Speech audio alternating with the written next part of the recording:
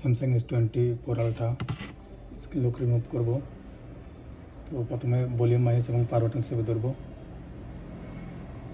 বন্ধ করলে কিন্তু বন্ধ হবে না, স্ক্রিন লক চলে আসছে। ভলিউম মাইনাস এবং পাওয়ার বাটন চেপে ধরে রাখবো। যখন ফোনটা বন্ধ হবে তখন মাইনাসটা ছেড়ে প্লাসটা চেপে ধরবো। আমি মাইনাসটা কিন্তু ছেড়ে দিয়েছি।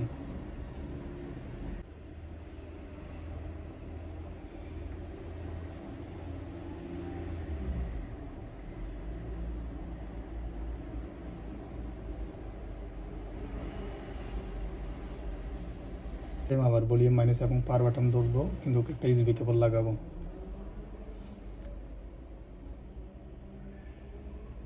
তখন বন্ধ করতে চাইলে কিন্তু বন্ধ হবে না, ওটা ধরে রাখবো। এখন মাইনাসটা ছেড়ে দিব, প্লাসটা ধরলাম। তবে অবশ্যই কম্পিউটার বা ল্যাপটপের সাথে একটা ইউএসবি কেবল লাগানো থাকতে হবে।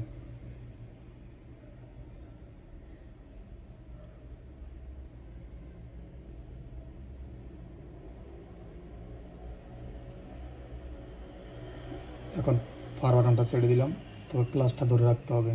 এখন মোড চলে আসছে। তার কারণ হলো ইউএসবি কেবল লাগানোর আগে আমি ট্রাই করছি, আসে না, কিন্তু যখন আমি ইউএসবি কেবল লাগালাম তখন কিন্তু চলে আসছে।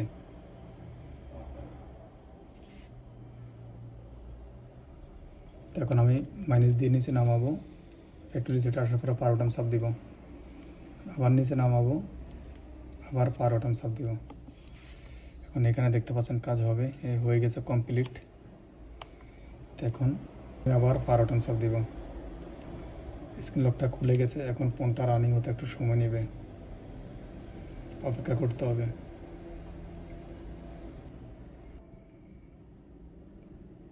ফোনটা ওপেন হয়ে গেছে, এখন প্রোগ্রামগুলো সেটিংস করে নেবেন।